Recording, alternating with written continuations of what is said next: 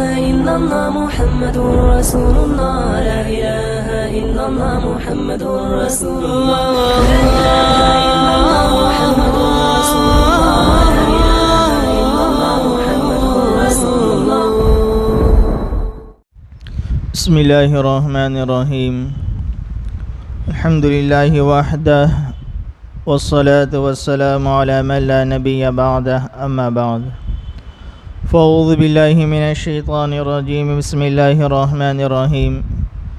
إن المسلمين والمسلمات والمؤمنين والمؤمنات والقانتين والقانتات والصادقين والصادقات والصابرين والصابرات والخاشعين والخاشعات والمتصدقين والمتصدقات والصائمين والصائمات والحافظين فروجهم والحافظات والذاكرين الله كثيرا والذاكرات أعد الله لهم مغفرة وأجرا عظيما. بزرگان محترم، میرے عزیز ساتھیو، اس آیت کریمہ میں 10 صفتوں کا تذکرہ فرمایا تھا. آج اس مجلس میں ان 10ویں صفتوں کو بیان کیا جائے گا. آج ہماری یہ تفسیر بھی آخری دن ہے کہ اس آیت کریمہ کا انتخاب اس لیے کیا تھا کہ روزانہ ایک ایک صفتوں کا تذکرہ ہوتا رہے. اس سے پہلے 9 صفتوں کا تذکرہ آیا آپ حضرات کے سامنے. اللہ تعالیٰ 10ویں صفت کو بیان فرما رہا ہے.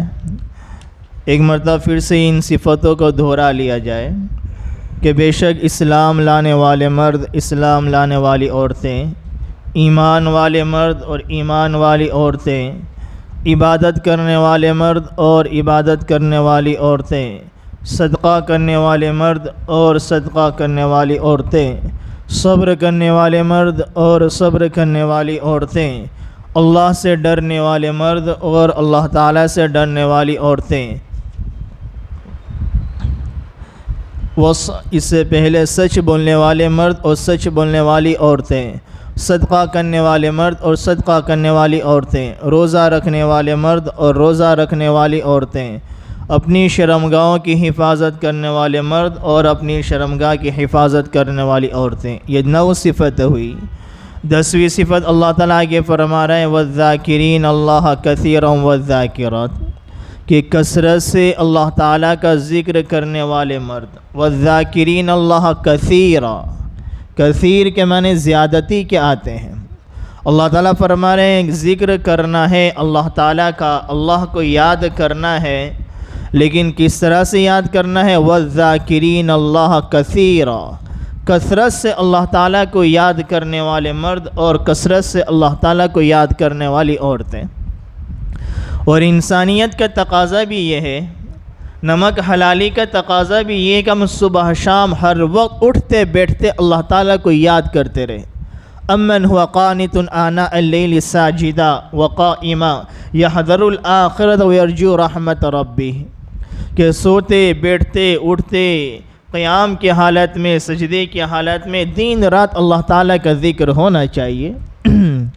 ہم دنیا میں دیکھتے ہیں کہ ایک بندہ ہے، بڑا حالات سے دوچار ہے، قرض میں ڈوبا ہوا ہے، تکلیف ہے، پریشانی ہے.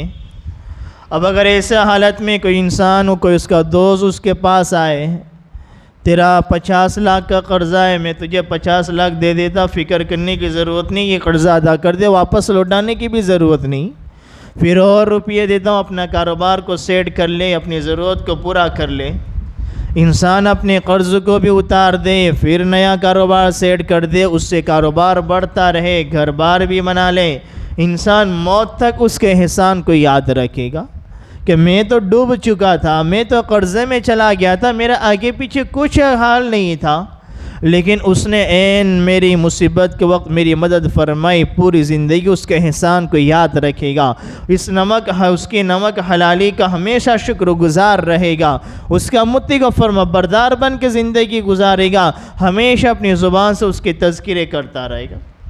اللہ تعالیٰ کے احسانات تو کتنے احسانات ہیں، اس اللہ تعالیٰ کے احسانات کے، اس اللہ تعالیٰ کے انعامات کو تو ہم شمار بھی نہیں کر سکتے.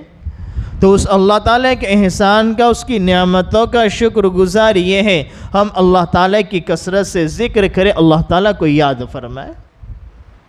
اللہ تعالیٰ قرآن کریم میں فرماتے ہیں وَإِن مِّن شَيْءٍ إِلَّا يُسَبِّحُ بِحَمْدِهِ وَلَٰكِن لَّا تَفْقَهُونَ تَسْبِيحَهُمْ، زمین آسمان میں جتنی چیزیں ہیں وَإِن مِّن شَيْءٍ إِلَّا يُسَبِّحُ بِحَمْدِهِ، ہر چیز تیرے رب کی حمد بیان کرتی ہے۔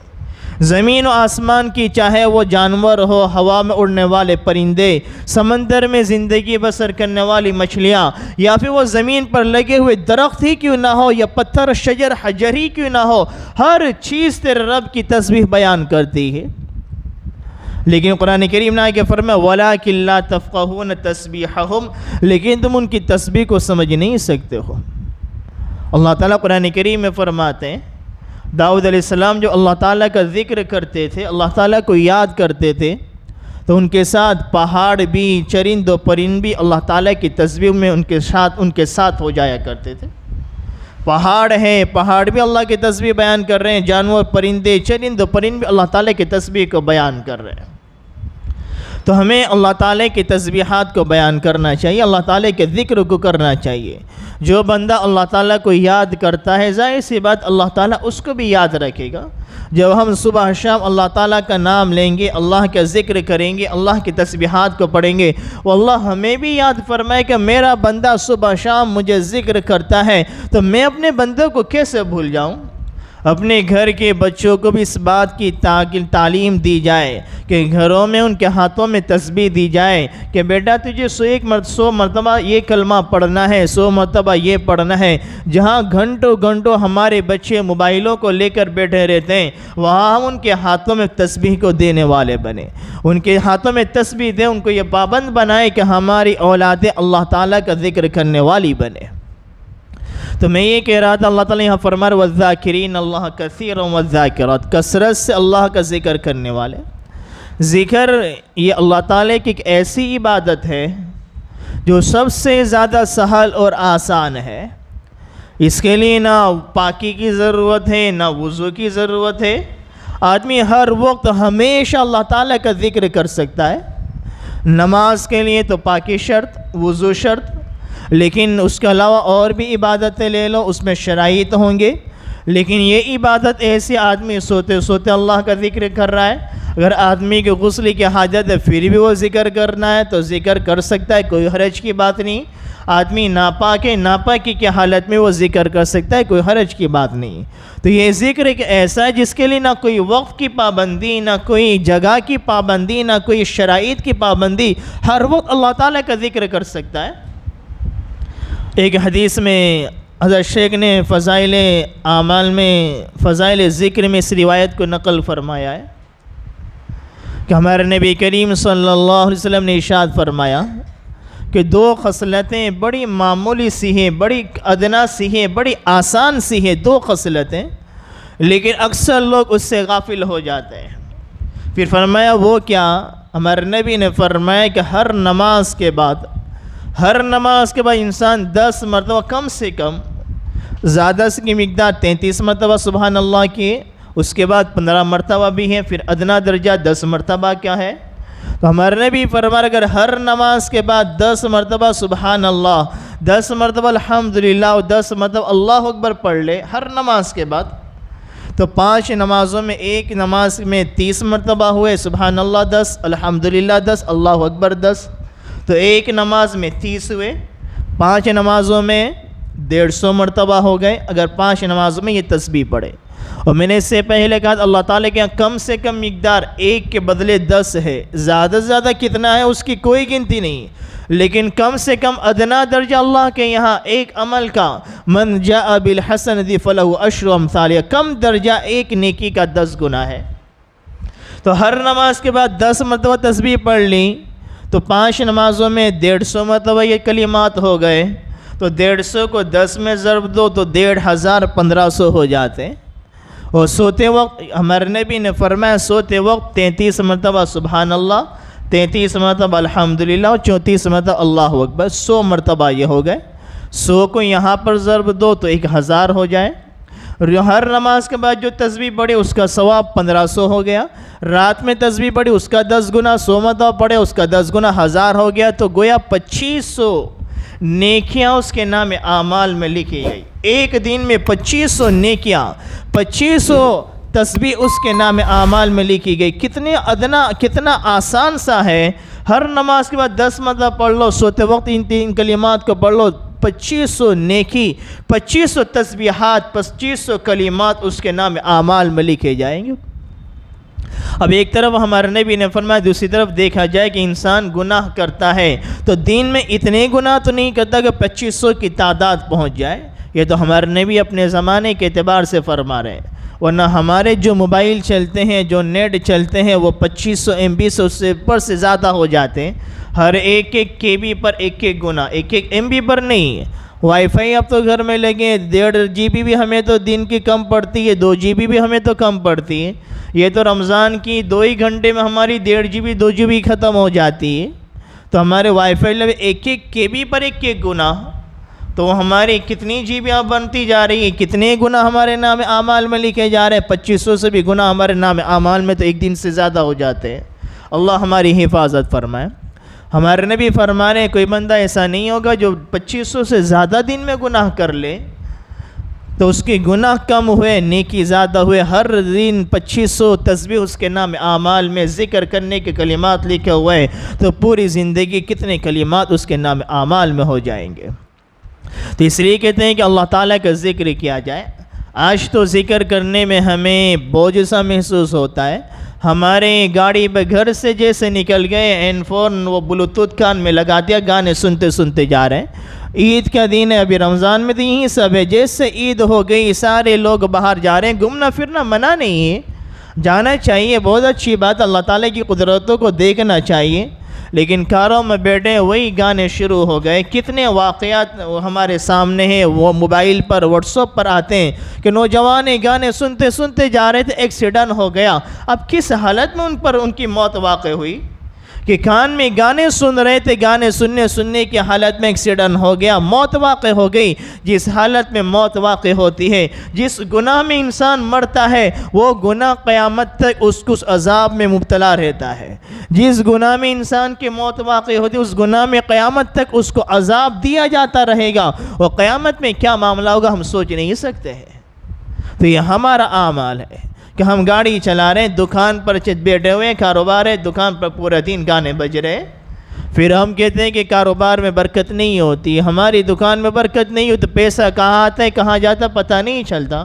ہمارے گھر میں رات دن گانے بجتے ہیں، ٹی ویاں چالو ہیں۔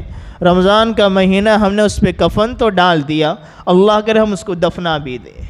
تو رمضان کا مہینہ صرف یہ ہمیں مشق کرنے کا مہینہ ہے کہ ہم نے گناہ سے ہمیں دور کیا جا رہا ہے، تو ہم غیر رمضان میں بھی اس طرح کی زندگی گزارنے والے بنے، جس طرح سے رمضان میں اپنے آپ کو اپنی نگاہوں سے ہم نے موبائل میں غلط چیزوں کو نہیں دیکھا، ہمارے گھر کی ٹیویاں بند رہی، ہم نے کانوں کو نہیں سنا، اپنے کانوں سے گانوں کو نہیں سنا۔ غیر رمضان میں اس کی عادت بنا لو، اللہ ایسی زندگی عطا فرمائے گا، ایسا رزق دے گا ہم تصور بھی نہیں کر سکتے۔ اللہ تعالیٰ قرآن کریم میں فرماتے الا الا بذکر اللہ تطمئن القلوب۔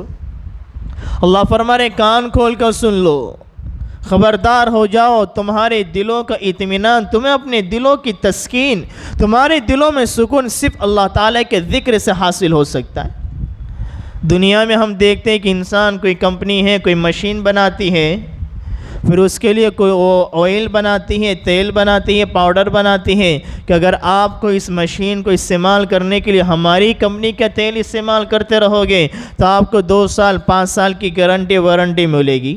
اگر آپ ہماری کمپنی کا تیل استعمال نہیں کرو گے، پاؤڈر استعمال نہیں کرو گے، تو پھر اس مشین کی کوئی گارنٹی نہیں۔ انہیں پتہ ہے کہ ان مشین کو بنانے والے ہم ہیں، اس کو کس چیز کی ضرورت پڑے گی، کیسا آئل چاہیے گا، کیسا تیل چاہیے گا، کیسا پاؤڈر اس میں استعمال کیا جائے گا۔ انسان کو بنانے والا اللہ تعالیٰ ہے۔ وَمَا خَلَقْتُ الْجِنَّ وَالْإِنسَ إِلَّا لِيَعْبُدُونَ۔ واللہ فرما رہے تم بڑے بڑے بنگلے بنا لو، اپنے گھر میں ایسے لگا دو، نرم نرم بسترے لگا دو، خوب مال و دولت کو حاصل کر لو، تمہارے دلوں میں چین سکون نہیں آ سکتا ہے۔ یہ دنیا کے بنگلے، دنیا کی ٹھنڈکیں، یہ دنیا کے ایسی یہ دنیا کی نرم نرم بستریں تمہیں میٹھی چین سکون کی نیند عطا نہیں کر سکتی ہے۔ یہ قرآن کریم اللہ تعالیٰ فرما رہا ہے، کسی اور کا کلام نہیں ہے۔ اللہ نے قرآن کریم کے پہلے پارے میں ارشاد فرما دیا، الف لام میم ذالک الکتاب لا ریب فیہ، یہ کسی دنیا کے بادشاہ کا کلام نہیں ہے، یہ کسی مخلوق کا کلام نہیں ہے کہ ادھر بات کرتا ہے ادھر جھوٹ بولتا ہے۔ ذالک الکتاب لا ریب فیہ، اس کتاب میں ذرہ برابر بھی شک شبے کی گنجائش نہیں ہے۔ ومن اصدق من اللہ قیلا، اللہ سے زیادہ سچی بات کرنے والا کوئی اور نہیں ہو سکتا۔ وہ اللہ فرما رہے الا بذکر اللہ تطمئن القلوب، اگر تم یہ چاہتے ہو تمہیں چین سکون کی زندگی ملے، تمہارا دل ہمیشہ اطمینان کی حالت میں رہے، تم ہمیشہ مطمئن ہو کر زندگی گزارتے رہے، پریشانی تکلیفیں تمہیں پریشان نہ کر دیں، تمہارے دلوں کو بے چین نہ کر دیں، تو تم الا بذکر اللہ تطمئن القلوب، ہم نے اب انسانوں کے قلوب کا اطمینان اللہ نے اپنے ذکر میں رکھا ہوا ہے۔ آج ہم دیکھتے ہیں بہت سے مالداروں کو بھی دیکھتے ہیں کہ دوائیوں کی نیند کی گولیاں کھاتے ہیں پھر بھی انہیں نیند نہیں آ رہی ہے۔ تو یہ دنیا کی نعمتیں، دنیا کی چیزیں انسان کو سکون نہیں عطا فرما سکتی۔ اور ایک بندہ وہ ہے جو چھوٹے سے مکان میں رہتا ہے، روزانہ کماتا ہے، روزانہ کھاتا ہے، لیکن دلی اعتبار سے بڑا مطمئن ہے، نمازوں کا پابند ہے، قرآن کی تلاوت کرتا ہے، روزانہ صبح شام ذکر و اذکار کرتا ہے، ذکر کے پابند ہے، اللہ اس کو چین سکون دل میں بڑا اچھا سے اطمینان اس کو عطا فرماتے ہیں۔ روزانہ کما رہا ہے، روزانہ کھا رہا ہے، کوئی فکر نہیں، کوئی پریشانی نہیں، کوئی ٹینشن نہیں، نہ آگے کا کوئی ٹینشن ہے، نہ پیچھے کا کوئی خدشہ ہے، بڑے اطمینان کے ساتھ زندگی گزار رہا ہے۔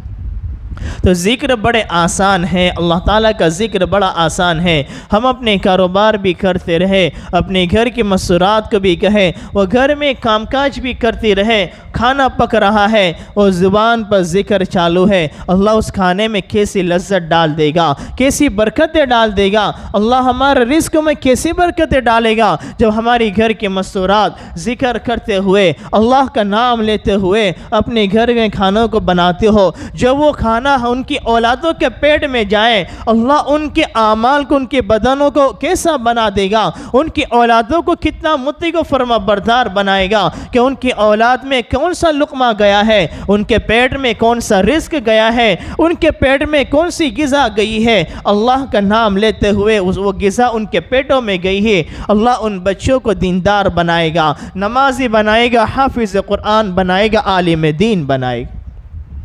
کتابوں میں واقعات لکھے ہوئے حضرت بختیار کاکی رحمۃ اللہ علیہ کا واقعہ، ان کی والدہ جب ان کو دودھ پلاتی تھی، باوضو رہتی اور قرآن کریم کی تلاوت کرتے کہ تو انہیں دودھ پلاتی تھی۔ جب بچہ تھوڑا سا بڑا ہوا، سمجھدار ہوا، مدرسے میں بھیجا، استاد نے پڑھایا کہ چل بسم اللہ الرحمن الرحیم، تختی پڑھانا شروع کرا، چھوٹے سے بچے ہیں، پڑھنا شروع کرا، 15 پارے حفظ کر گئے۔ استاذ بھی بڑے حیران کہ چھوٹا سا بچہ مکتب میں پڑھنے کے لیے آیا اور یہ تو 15 پارے کا حافظ ہے، کیا وجہ ہے؟ گھر گئے، ان کے والدہ سے پوچھا، والدہ نے کہا میں نے اس کو قرآن اتنا سنایا کہ بچوں کے دل و دماغ بالکل کورے ہوتے ہیں، اللہ نے اس کلام کو اس کے دل و دماغ میں نقش فرما دی۔ اگر مائیں اپنی اولادوں کو دودھ پلاتی اور سامنے سیریلیں چل رہی ہیں، ٹی وی چل رہی ہیں، گانے چل رہے ہیں، ناچ گانے ہو رہے ہیں، ناچ رہے ہیں، تو یہ بچہ بھی جب بڑا ہوگا تو اپنے ماں باپ کو نچائے گا۔ ان کے ماں باپ نے ناچتے ناچتے ان کو بڑا کرا، گھر میں کھانے بھی چل رہے ہیں، کھانے پک رہے ہیں، کھانے بن رہے ہیں، دسترخوان لگے، ماں بچے کو کھلا رہی اور سامنے ٹی وی چل رہی ہے، ناچ گانے ہو رہے ہیں۔ جب ناچتے ناچتے اپنی اولادوں کو بڑا کرا ہے تو یہ بڑی ہو کر ماں باپ کو نچائے گی۔ پھر کہتے ہیں ہم نے ہماری اولاد کو کوئی کسر نہیں چھوڑی، ان کی ہر تمنا پوری کرتے گئے، سب کچھ دیا، پھر بھی ہماری اولاد ہمارا نہیں سنتی ہے۔ تو اللہ نے بڑا آسان رکھا ہے، ذکر ہے، اللہ تعالیٰ کا ذکر کیا جائے، اللہ تعالیٰ کو یاد کیا جائے۔ اس امت میں ایسا وقت بھی گزرا ہے جب صبح ہوتی تو گھر کی مائیں اپنی بچوں کو ناشتہ دینے سے پہلے ان کو وضو کراتی، ان کے ہاتھ میں قرآن کریم کو تھماتی کہ بیٹا پہلے تجھے سورہ یاسین پڑھنا ہے، اس کے بعد تجھے کچھ قرآن کریم کی تلاوت کرنا ہے، اس کے بعد گھر میں صبح کا ناشتے کا انتظام ہوگا۔ اس امت میں ایسا دور بھی گزرا ہے۔ آج تو قرآن کریم ہمارے گھروں کی زینت بنے ہوئے ہیں۔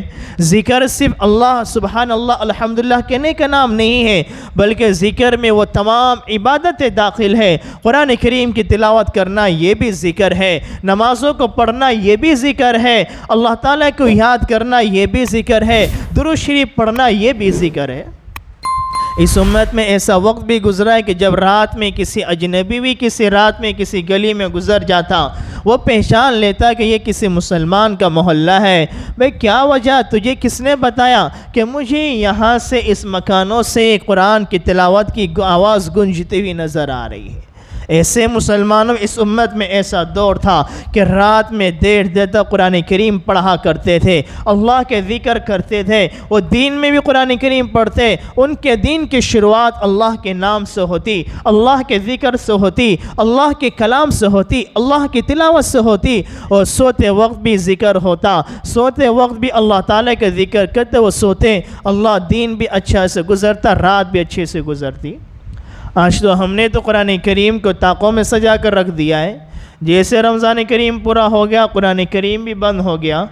میں بار بار اس بات کو کہتا ہوں، کئی مرتبہ رمضان میں بھی الگ الگ مسجدوں میں نے یہ بات کہی، لوگ تو ہم سے مسئلہ پوچھتے ہیں کہ مفتی صاحب میں عید کا چاند ہو گیا 29 کو، مجھے یوں کہ 30واں روزہ ہو جائے گا، میرا ایک پارہ باقی تھا اور عید کا چاند ہو گیا، اب کیا کروں؟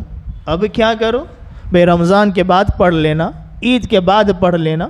یعنی ہمارے ذہنوں میں کہ اب عید کا چاند ہو گیا، اب تو قرآن کریم پڑھنا حرام ہے، میرا قرآن کریم ادھورا رہ گیا، کوئی اور نسخہ بتا دے کہ آپ ہی اپنے ذمہ لے لے مفتی صاحب کہ ہاں آپ پڑھ لو تاکہ میرا قرآن پورا ہو جائے، شاید یہ مطلب ہو۔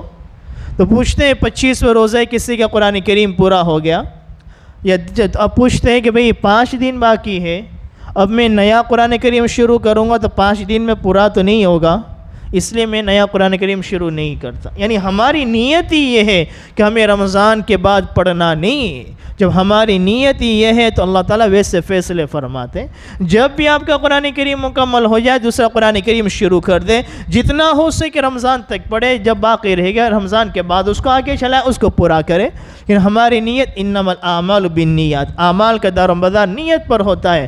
ہماری نیت یہ ہے کہ ہمیں رمضان کے بعد پڑھنا نہیں ہے تو اللہ تعالیٰ کے فیصلے بھی وہی ہوتے ہیں۔ تو خیر اللہ تعالیٰ کو یاد کیا جائے۔ حضرت تھانوی رحمۃ اللہ علیہ فرماتے ہیں وَالذَّاكِرِينَ اللَّهَ كَثِيرًا، وَالذَّاكِرَاتِ کی آیت کریمہ کی تفسیر میں فرماتے ہیں ہر 5 وقت نمازوں کو پڑھنا اور اس کے بعد تسبیحات کو پڑھ لینا، یہ بھی کثیر ذکر کرنے والے میں شامل ہو جائے گا۔ کتنا آسان طریقہ بتا دیا کہ 5 وقت کی نماز کو پڑھنا اور نمازوں کے بعد تسبیحات کو پڑھ لینا، یہ بندہ بھی کثرت سے اللہ تعالیٰ کا ذکر کرنے والا کہلائے گا۔ بخاری شریف کی ایک آخری حدیث ہے، بڑی مشہور و معروف حدیث ہے، جو حضرات مدارس میں جاتے ہیں ختم بخاری میں شریک ہوتے ہیں انہوں نے سنی ہوگی کہ بخاری شریف کی بالکل آخری حدیث ہمارے نبی نے فرمایا کہ 2 کلمات کلمتان حبیبتان، 2 کلمات اللہ تعالیٰ کو بڑے محبوب ہیں، ثقیلتان فی المیزان، کلمتان حبیبتان، 2 کلمے اللہ تعالیٰ کو بڑے محبوب ہیں لیکن ثقیلتان فی المیزان، ترازو میں بڑے بھاری ہیں۔ ثقیلتان علی اللسان، زبان پر بڑے ہلکے پھلکے، 2 کلمے ہیں جب بندہ پڑھ لے اللہ تعالیٰ کو بڑے پسند آتے ہیں۔ جب وہ 2 کلمے ایسے اللہ تعالیٰ کو بڑے پسند آتے ہیں تو بہت بھاری بھرکم ہوں گے؟ نہیں، خفیفتان علی اللسان، زبان پر بڑے ہلکے پھلکے، بڑے آسانی سے ہر بڑا چھوٹا بچہ ان کلمات کو پڑھ سکتا ہے، بچہ بھی پڑھ سکتا ہے، بوڑھا بھی پڑھ سکتا ہے، چلتے پھرتے سوتے ہر وقت ان کو پڑھ سکتا ہے۔ پھر دل میں یہ بات آتی ہے کہ جب زبان پر بہت ہلکے ہیں تو پھر ہو سکتا ہے نام اعمال میں بھی ہلکے ہو۔ ہمارے جب ترازو نیکیوں کا بدی کا پلہ تولا جائے گا تو اس میں بھی شاید وہ ہلکے ہو، تو ہمارے نبی نے فرمایا ثقیلتان فی المیزان۔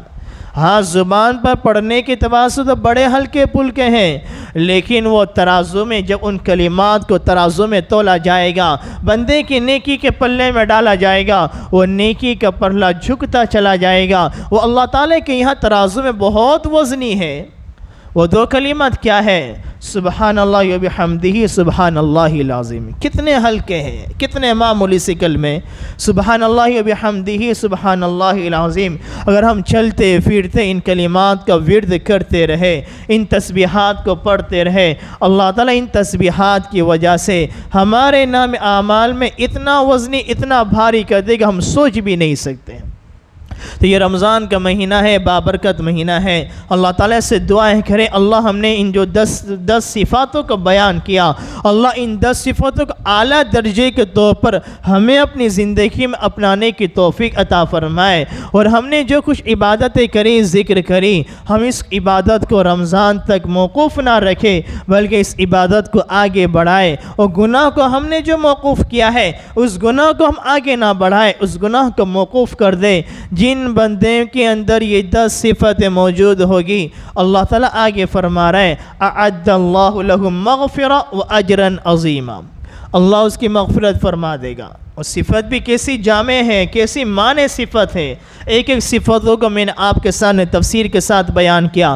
ان صفتوں کو اپنی زندگی میں اپنانے کے لیے محنت کی ضرورت ہے، مشق کی ضرورت ہے، علماء کرام کی طرف رجوع کرنے کی ضرورت ہے، مجلسوں میں بیٹھنے کی ضرورت ہے. تب یہ صفت ہمارے دلوں میں اتر جائے، ہماری زندگیوں میں اتر جائے. اللہ فرما رہے اعد اللہ لہم مغفرہ، ہم ان کی مغفرت فرما دیں گے. پچھلی زندگی گناہوں میں گزری، اس کے بعد آپ نے عہد کر لیا، نئی زندگی کی شروعات کر لی، ان 10 صفتوں کے مطابق عمل کرنے والے بن گئے، اللہ پچھلی زندگی کو معاف کر دے گا. اور آگے فرمایا وَأَجْرًا عَظِيمًا، اور بہت بڑا اجر عطا فرمائے گا. ایک تو وہ ہے کہ دنیا والے کہیں میں تجھے بہت دوں گا، ایک عام انسان کہیں میں تجھے بہت دوں گا. اور ایک ہے کہ بھئی ہمارے محلے کا کوئی سخی شخص، کوئی مالدار کہے میں تجھے بہت دوں گا. اور ایک ہے کہ وقت کا بادشاہ، کسی ملک کا بادشاہ کہے میں تجھے بہت دوں گا. ہر ایک کے لیے بہت کا لفظ الگ الگ ہوتا ہے.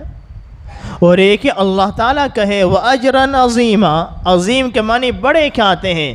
ہم تمہیں اجر دیں گے لیکن عظیم اجر دیں گے، بہت بڑا اجر دیں گے.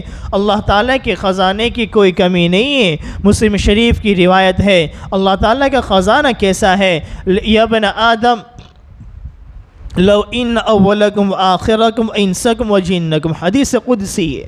اللہ فرما رہے اے آدم کے اولاد، تمہارے اولین، تمہارے آخرین، و انسکم و جنکم، تمام انسان، تمام جنات، آدم علیہ السلام سے لے کے قیامت تک جتنے انسان آنے والے ہیں وہ سب ایک میدان میں آ جائے. انسان بھی آ جائے، جنات بھی آ جائے. اللہ فرما رہے حدیث قدسی قوموا فی صعید واحد، سب ایک میدان میں کھڑے ہو جاؤ. فاسألونی، مجھ سے مانگو، مجھ سے سوال کرو. اللہ فرما رہے گا میں اپنے بندے مجھ سے مانگتا رہے، تمام انسانیت موجود، جنات موجود، میں اپنے بندے کو اس کی خواہش کے مطابق دیتا چلا جاؤں، اس کی حاجتوں کو پورا کرتا چلا جاؤں، اس کی دعا کی تکمیل کرتا چلا جاؤں. پھر بھی میرے خزانے میں اتنی کمی نہیں آئے گی کہ ایک سوئی کو سمندر میں ڈالا جائے، اس سوئی کو سمندر سے نکالا جائے، سوئی پر کتنا پانی آئے گا، اس سمندر میں کتنی کمی آئے گی. اللہ کا تعالیٰ کا خزانہ تو ایسا ہے. آج ہماری نگاہیں خالق کے خزانے پر نہیں ہیں، آج ہماری نگاہیں مخلوق کے جیبوں پر ہے، مخلوق کے خزانے پر پڑی ہوئی ہے. اگر ہماری نگاہ خالق کی طرف ہو جائے واللہ ہمیں ایسا دے گا، اتنا دے گا کہ ہمارا تصور بھی نہیں ہوگا. ہماری نگاہ مخلوق کی طرف پڑی ہوئی ہے، وہ مخلوق جو خود کھانے کے محتاج، وہ مخلوق جو اس کے دل میں خود مال و دولت کی محبت موجود ہے، اس کے گھر بار موجود ہے. کیوں نہ ایسی ذات سے اپنے آپ کو جوڑا جائے، ایسی ذات کی طرف نگاہ ڈالی جائے، ایسی ذات سے اپنا تعلق کو وابستہ کیا جائے، ایسی ذات کے سامنے اپنے ہاتھوں کو پھیلایا جائے جو نہ کھانے کا محتاج، نہ پینے کا محتاج، نہ بیوی بچوں کا محتاج، نہ دنیا کی اس کو ضرورت، نہ سونے چاندی کی اس کو ضرورت، نہ مال و دولت کی اس کو ضرورت. اللہ قل هو اللہ احد اللہ الصمد. اے نبی آپ میرے بندوں کو کہہ دو واللہ تو اکیلا ہے، یکتا ہے، اس جیسا پوری کائنات میں کوئی نہیں ہے. اس کی ذات میں کوئی شریک نہیں، اس کی صفات میں کوئی شریک نہیں، اس کی تخلیق میں کوئی شریک نہیں، نہیں، اس کی حکومت میں کوئی شریک نہیں، اس کے علم میں کوئی شریک نہیں، اس کے ملک میں کوئی شریک نہیں۔ قل هو اللہ احد، اے نبی آپ میرے بندوں کو کہہ دو واللہ اکیلا ہے، یکتا ہے، احد اللہ الصمد، واللہ صمد ہے، بے نیاز ہے۔ صمد کسے کہتے ہیں؟ صمد کا ترجمہ ہم کر دیتے ہیں اللہ تعالیٰ بے نیاز ہے۔ مفسرین فرماتے یہ ترجمہ ناقص ترجمہ ہے، کما حق اس آیت کریمہ کا ترجمہ نہیں ہو پا رہا ہے۔